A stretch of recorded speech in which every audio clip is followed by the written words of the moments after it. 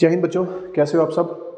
देखिए, हमने पॉलिटी की अपनी रिवीजन सीरीज़ को ख़त्म कर लिया बच्चों, जिसमें हम लोगों ने अच्छे खासे क्वेश्चंस और अच्छे खासे कंसेप्ट्स को कवर कर लिया है। आई होप सो कि आप सभी ने उन वीडियोस को देख लिया होगा। ठीक है, अब ऐसे ही हम लोग हिस्ट्री की रिवीजन सीरीज स्टार्ट कर रहे हैं, जिसकी आज ये फर्स्ट वीडियो है हिस्ट्री की।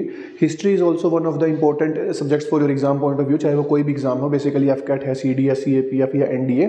ठीक है, तो हिस्ट्री में भी आप लोग ऐसे ही क्वेश्चन देख देख के अपना प्रैक्टिस कीजिए, रिवीजन कीजिए अपनी हिस्ट्री की। ऑफलाइन क्लासेज में हम लोग हिस्ट्री खत्म कर चुके हैं, तो ये आप लोगों के लिए रिवीजन सीरीज है बेसिकली। तो आप लोग इसको हिस्ट्री को अब रिवाइज करना स्टार्ट कीजिए। साथ साथ हम लोग मॉडर्न से स्टार्ट करेंगे, बाद में फिर एंशिएंट और बाद में फिर मिडिवल तक जाएंगे अपनी रिवीजन सीरीज को लेके बेसिकली। ठीक है जी, तो आज हमारी फर्स्ट क्लास है हिस्ट्री की और हम लोग हिस्ट्री को स्टार्ट करने जा रहे हैं रिवीजन सीरीज में। चलिए जी, देखते हैं हमारा फर्स्ट क्वेश्चन बच्चों। देखो, which one among the following statements are true about Lord Curzon. तो लॉर्ड कर्जन जो भारत के वाइसरॉय रहे हैं बेसिकली, कब से कब तक भाई, 1899 से 1905 तक जो भारत के वाइसरॉय रहे हैं, उनके बारे में पूछा जा रहा है कि कौन सी स्टेटमेंट उनको लेके ट्रू पूछी गई है स्टेटमेंट। ठीक है, तो पहला तो ऑप्शन देखिए, he had full sympathy for the Congress, he introduce the subsidiary alliance. क्या सब्सिडरी अलायंस वो लेकर आए थे। He succeeded Lord Canning as the viceroy of India. या फिर फोर्थ है, he separated the division of Dacca, Chittagong and Rajshahi from the province of Bengal. तो चार ऑप्शंस दिए गए, हमें बताना इनमें से कौन सा ट्रू है। तो देखिए, सबसे पहले तो लॉर्ड कर्जन जो है वो भारत के वाइसरॉय बने थे 1899 में, और जो भारत के वाइसरॉय रहे थे कब तक, 1905 तक। ठीक है, देखिए इनका जो कार्यकाल है ना लॉर्ड कर्जन का, वो एग्रीकल्चर सेक्टर के लिए बेसिकली, फार्मर सेक्टर के लिए तो बहुत अच्छा बताया गया है, बिकॉज इन्होंने कुछ अच्छे स्टेप्स उठाए गए थे, जिसमें जैसे कोऑपरेटिव बैंक्स के एस्टेब्लिशमेंट हो गया, सनसेट लॉ को एलिमिनेट करना हो गया, रिसर्च एंड डेवलपमेंट डिपार्टमेंट जो पूसा बिहार में बनाया गया था, जिसको बाद में दिल्ली में शिफ्ट कर दिया गया था। तो ये सब काम एग्रीकल्चर सेक्टर के लिए, नई नई कैनाल्स का कंस्ट्रक्शन हो गया, सब काम ये लॉर्ड कर्जन के करवाए गए थे। ठीक है, तो फार्मर सेक्शन के लिए तो इनका कार्यकाल बहुत अच्छा बताया गया है, और क्योंकि पॉलिटिकली भी इनका कार्यकाल ठीक ठाक चल रहा था। ठीक है, but at the end of his career ये भारत के अंदर एक ऐसी गलती करके गए थे जिसका हर्जाना इनको भी भुगतना पड़ा था और भारत को भी भुगतना पड़ा है बेसिकली। ठीक है, तो हम देखते हैं इनमें से कौन सा ऑप्शन सही है, कौन सा गलत है। सबसे पहला तो है, ही had full sympathy for the Congress. तो देखिए, ऐसा कोई वाइसरॉय नहीं दिखेगा आपको जो कांग्रेस के साथ सिंपैथी रखेगा। इवन ये तो कांग्रेस की एक ओपोजिशन पार्टी भारत में बनवाने का काम स्टार्ट करके जाएंगे, और वो होगी मुस्लिम लीग। 1905 में ये भारत से जाएंगे और 1906 में ही किस पार्टी की फॉर्मेशन होगी, मुस्लिम लीग की। बस ध्यान रखना, उस समय वाइसरॉय भारत के लॉर्ड मिंटो थे। ठीक है, तो ये तो ऑप्शन वैसे ही गलत है। ही इंट्रोड्यूस सब्सिडरी अलायंस, तो ये नहीं है बच्चों। सब्सिडरी अलायंस तो लॉर्ड वेलेस्ले लेकर आए थे, लॉर्ड वेलेस्ले। ठीक है, 1798 में, जिसके तहत किसी भी राजा के साथ सब्सिडरी अलायंस साइन किया जाता था, जिसमें उसके अंपायर की प्रोटेक्शन के लिए बेसिकली आर्मी डिपोर्ट की जाती थी, लेकिन उस आर्मी का जो खर्चा होता था वो उस राजा को उठाना पड़ता था। ठीक है, और इसमें यह भी था कि उस राजा की कोर्ट में 2 ब्रिटिश ऑफिसर्स बैठा करेंगे, और वो राजा बिना उन 2 ब्रिटिश ऑफिसर्स की परमिशन के किसी भी दूसरे राजा के साथ ट्रेड या किसी तरीके के रिलेशन नहीं बना सकता। यह था सब्सिडरी अलायंस। ठीक है, नेक्स्ट देखिए, ही सक्सीडेड लॉर्ड कैनिंग। तो लॉर्ड कैनिंग, जैसा हम जानते ही हैं कि ये भारत के पहले वाइसरॉय थे। लॉर्ड कैनिंग जो है ये फर्स्ट वाइसरॉय थे भारत के, जो वाइसरॉय रहे थे कब से कब तक, 1858 से लेकर और 1862 तक बेसिकली ये वाइसरॉय रहे थे। ये भारत के लास्ट गवर्नर जनरल भी थे, क्योंकि हम जानते ही हैं कि रिवोल्ट ऑफ 1857 हुआ था। रिवोल्ट ऑफ 1857 जब हुआ था, तो तब ये भारत के गवर्नर जनरल हुआ करते थे, पर तब क्योंकि भारत के अंदर कंपनी रूल चला करता था, ईस्ट इंडिया कंपनी का रूल, और रिवोल्ट ऑफ 1857 के बाद भारत में ब्रिटिश क्राउन का रूल आ गया था, जिसके बाद ये जो पोस्ट थी गवर्नर जनरल ऑफ इंडिया, इसको चेंज करके क्या बना दिया गया था, वाइसरॉय।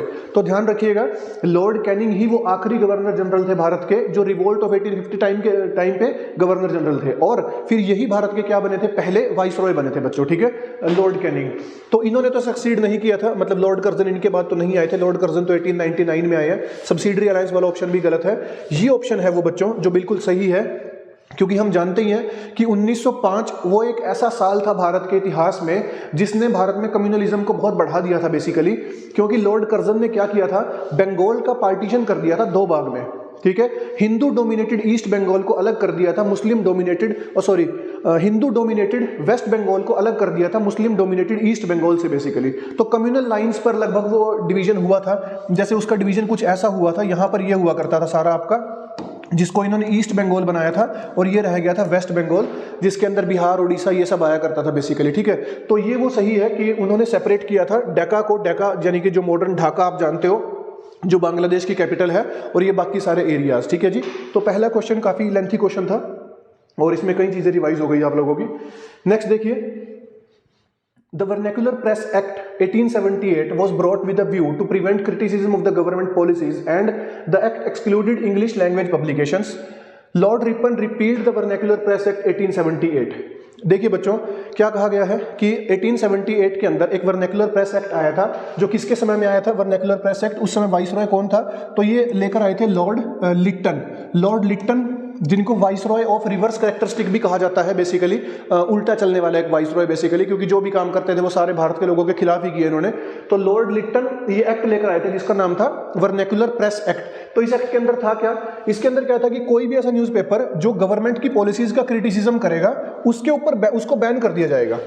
लेकिन इसके अंदर जो वर्ड यूज किया गया है वो क्या है? वर्नैक्युलर का मतलब था रीजनल लैंग्वेज में छपने वाले न्यूज़पेपर बेसिकली, जैसे कोई बंगाली में छप रहा है, मराठी में छप रहा है, इन भाषाओं में जो न्यूज़पेपर छपते हैं, अगर वो किसी भी तरीके से गवर्नमेंट की पॉलिसीज को क्रिटिसाइज करेंगे तो उन न्यूज़पेपर्स को बैन कर दिया जाएगा। ठीक है जी, ये था वर्नैक्युलर प्रेस एक्ट। यहां पर आप एक बात ये भी ध्यान रखिएगा कि बंगाल की एक न्यूज़पेपर एजेंसी हुआ करती थी, जो एक न्यूज़पेपर चलता था अमृत बाजार पत्रिका, वो एक बंगाली न्यूज़पेपर हुआ करता था। बट इस वर्नैक्युलर प्रेस एक्ट के बाद रातों रात उन्होंने अपनी प्रेस को इंग्लिश में टर्न कर दिया था। क्यों?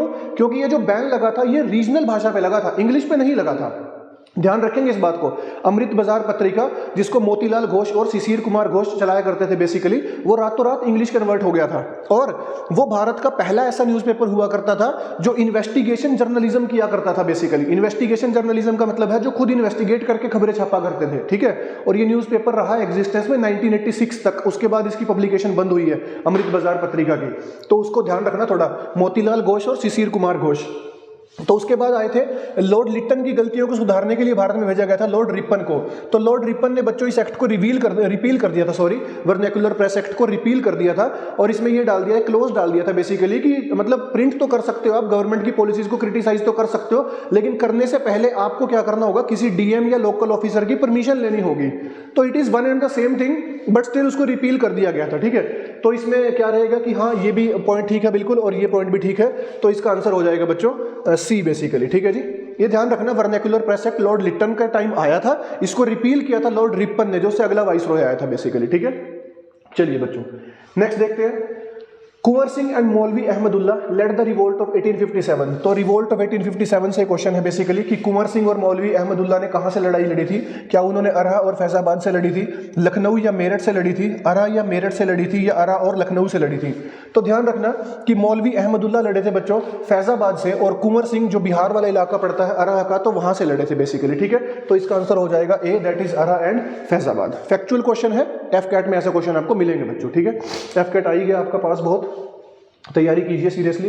नेक्स्ट फिर से मैच द फॉलोइंग है, वही रिवोल्ट ऑफ 1857 से कि रानी लक्ष्मीबाई कहाँ से लड़ी थी? तो वो ऑफ कोर्स झांसी से लड़ी थी। बहादुर शाह टू जो लास्ट मुगल सल्तनत के राजा थे बेसिकली, वो कहाँ से थे? दिल्ली से थे। तांतिया टोपे कहाँ से लड़े थे? तो वो कानपुर से लड़े थे। और बेगम हजरत महल कहाँ से लड़ी थी? तो वो लखनऊ से लड़ी थी। तो ये चारों सामने दिए गए हैं, तो इसका आंसर हो जाएगा 1, 2, 3 एंड 4। फैक्चुअल क्वेश्चन है, रिवोल्ट ऑफ 1857 इंपॉर्टेंट है, ध्यान रखना आप लोगों ने इस बात को। ठीक है, और यहीं से ज्यादातर क्वेश्चन आता है इसमें। नेक्स्ट देखिए, which of the following pairs is not correctly matched, कि क्या आर्म्स एक्ट लॉर्ड रिपन के टाइम पे आया था? Correctly match, not correctly match पूछा गया, कौन सा नॉट करेक्टली मैच्ड है? Doctrine of lapse Lord Dalhousie लेकर आए थे। Vernacular press act Lord Curzon के टाइम पे आया था क्या? या Ilbert bill controversy Lord Ripon के टाइम पे हुई थी? तो देखिए, जैसा हम जानते हैं कि आर्म्स एक्ट, ध्यान रखना आप लोगों ने, एक आर्म्स एक्ट पहले लॉर्ड लिट्टन भी लेकर आया था, जिसमें उसने ये कह दिया था कि इंडियंस के लिए तो कंपलसरी है कि अगर उनको कोई हथियार रखना है तो लाइसेंस लेना पड़ेगा, फॉरनर्स या बेसिकली यूरोपियंस के लिए कंपलसरी नहीं था। तो काफी डिस्क्रिमिनेटिंग एक्ट था ये इंडियंस के लिए, जिसको बाद में आके रिपन ने अमेंड किया था, और उसमें यह डाल दिया था कि इंडियंस के साथ साथ यूरोपियंस के लिए भी कंपलसरी रहेगा लाइसेंस लेना, अगर उनको भारत में कोई भी वेपन अपने पास रखना है। ठीक है, तो ये तो ठीक हो गया। फिर है डॉक्ट्रिन ऑफ लैप्स, ये भी ठीक है, लॉर्ड डलहौजी लेकर आए थे। Doctrine of lapse Lord Dalhousie लेकर आए थे। वर्नैक्युलर प्रेस एक्ट, ये अभी मैं आपको बता के हटा हूं, यही ऑप्शन इसका आंसर है।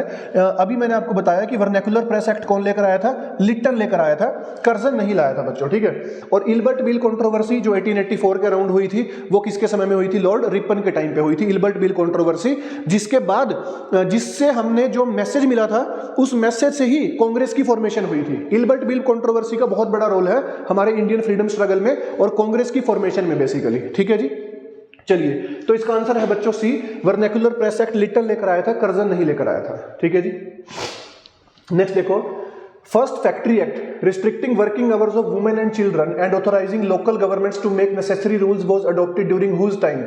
तो फर्स्ट फैक्ट्री एक्ट, पहले तो ये ध्यान रखिएगा, ये आया था बच्चों 1881 के अंदर फर्स्ट फैक्ट्री एक्ट। तो ये किसके समय में आया था? तो 1880 से लेकर 1884 तक भारत के जो वाइसरॉय थे वो लॉर्ड रिपन थे। तो फर्स्ट फैक्ट्री एक्ट किसके समय में आया था? लॉर्ड रिपन के समय में आया था, जिसमें काफी स्टेप्स लिए गए थे बेसिकली इंडियन फैक्ट्रीज के ऊपर कंट्रोल बनाने के लिए, जिसमें जैसे उनके वर्किंग आवर्स को फिक्स कर दिया गया था कि किसी भी वर्कर्स को 12 घंटे ज्यादा काम नहीं करने दिया जाएगा। और इसमें आपको एक बात ध्यान रखने वाली है कि उस समय 1881 में भारत के अंदर जो चाइल्ड लेबर की एज थी ना बच्चों, वो 7 साल थी। ये बड़ी शॉकिंग एक बात है, भारत का कंडीशन आप अंदाजा लगा सकते हो कि 7 साल से भी छोटे बच्चे फैक्ट्री में काम करने जाया करते थे बेसिकली, ठीक है जी।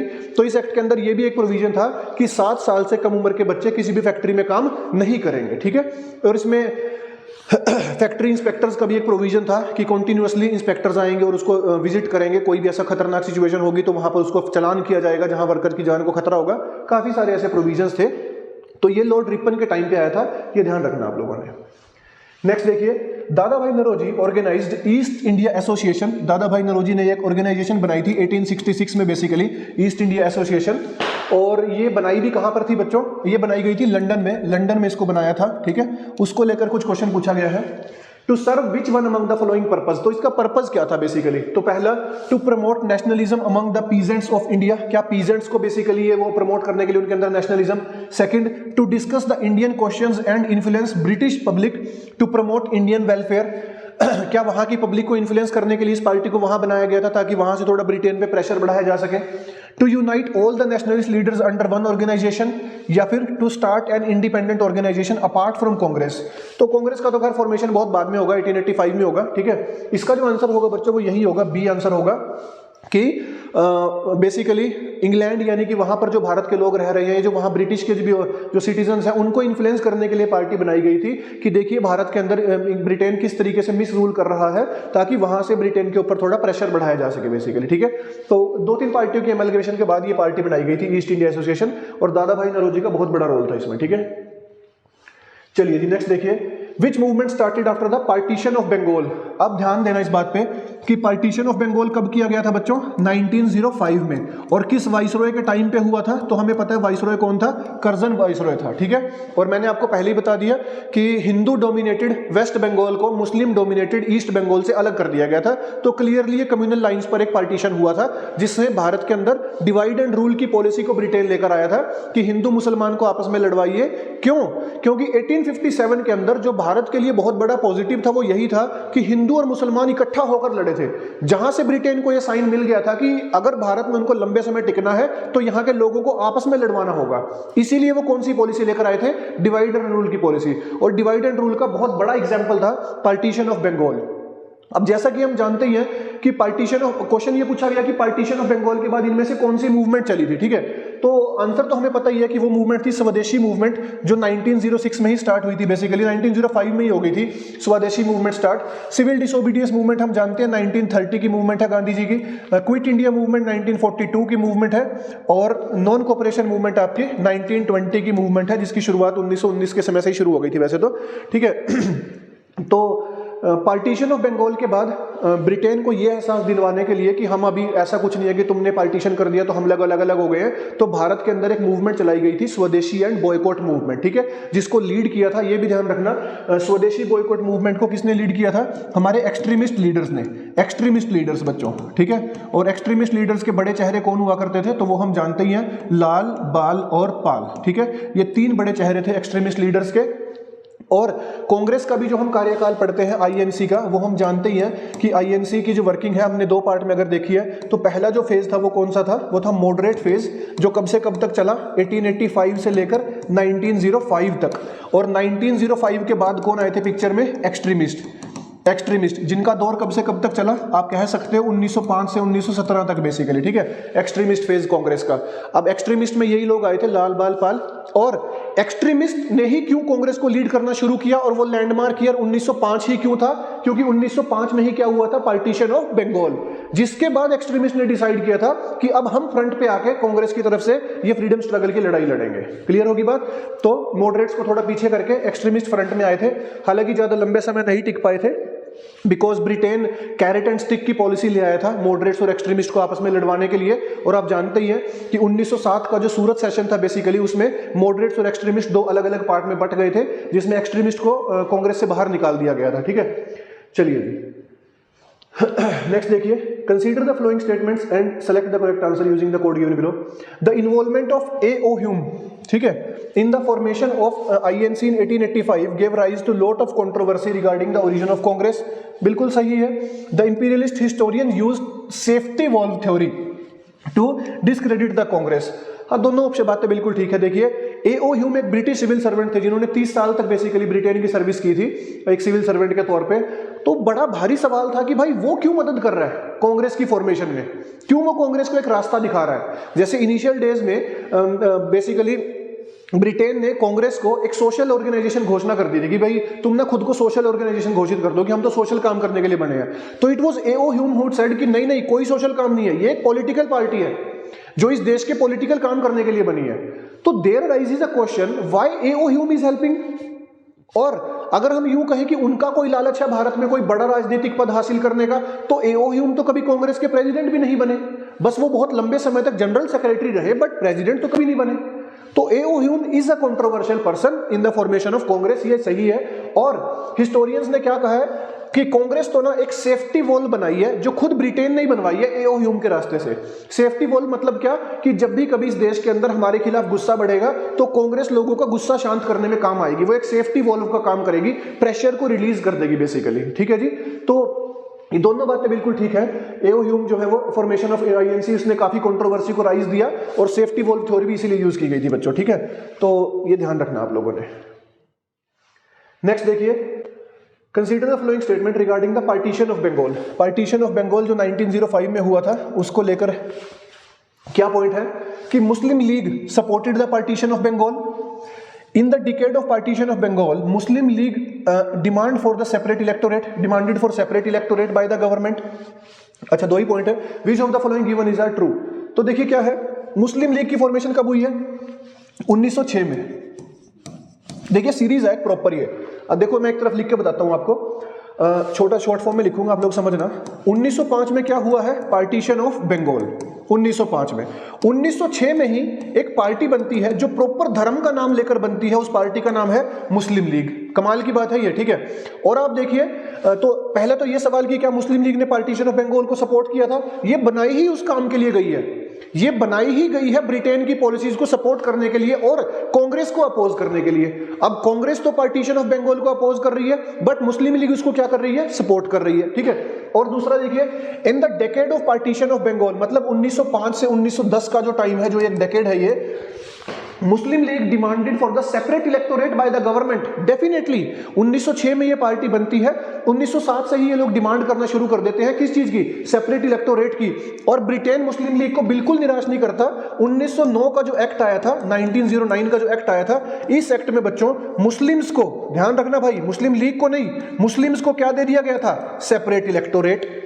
सेपरेट इलेक्टोरेट यानी डिवाइड एंड रूल की वो जो शुरुआत तो खैर काफी पहले हो गई थी, लेकिन उसमें 1905 के पार्टीशन ने जितना बड़ा रोल प्ले किया था उससे बहुत ज्यादा रोल बड़ा प्ले किया है सेपरेट इलेक्टोरेट ने, जो 1909 के एक्ट में मुस्लिम लीग को या मुस्लिम्स को दिया गया था बेसिकली।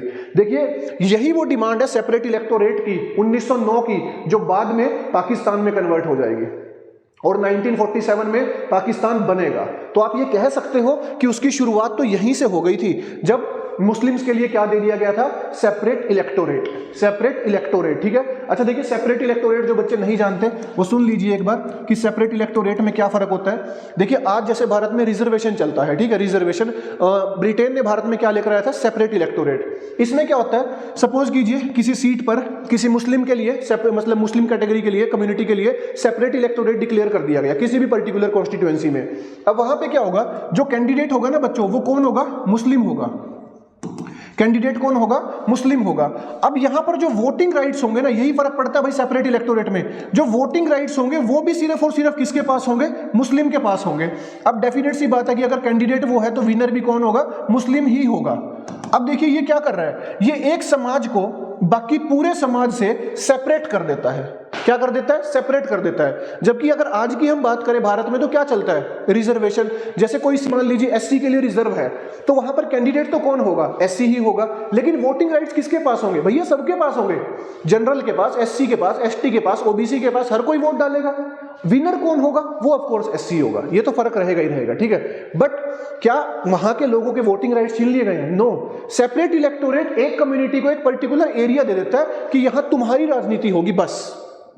तो इसका मतलब उस एरिया में जो बाकी लोग रह रहे होंगे उनके साथ क्या होगा?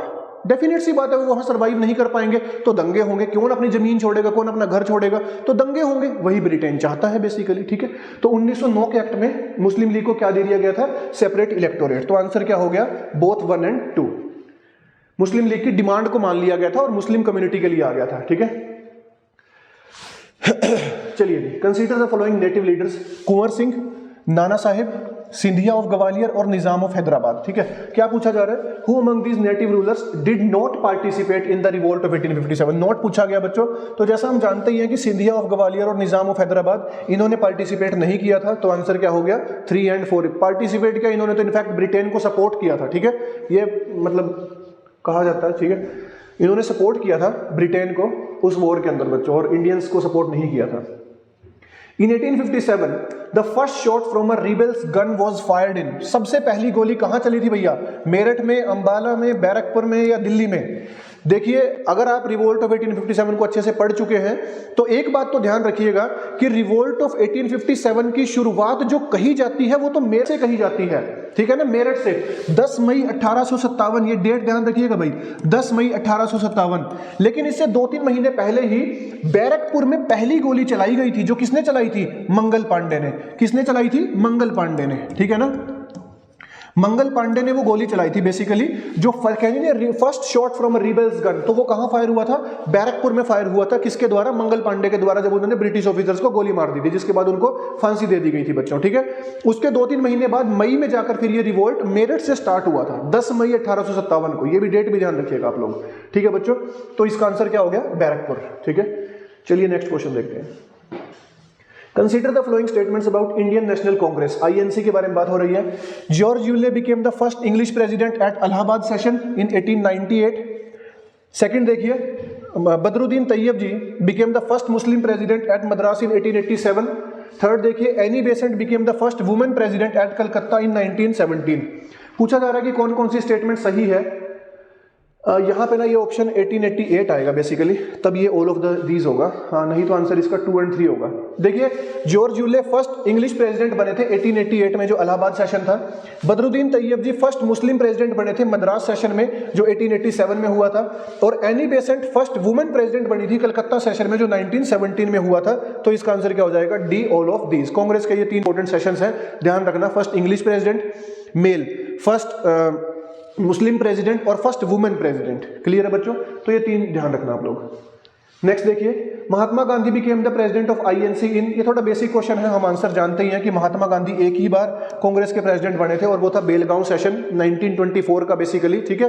क्योंकि 1922 में महात्मा गांधी को गिरफ्तार किया गया था नॉन कोऑपरेशन मूवमेंट के बाद। तो 1924 में जब वो जेल से छूटकर आए थे, तब उसके बाद उनको कांग्रेस का प्रेसिडेंट बनाया गया था बेलगांव सेशन में 1924 के अंदर बच्चों, ठीक है। ये ध्यान रखना आप लोगों ने, ठीक है जी। तो ये इसका आंसर हो गया। नेक्स्ट क्वेश्चन देखते हैं।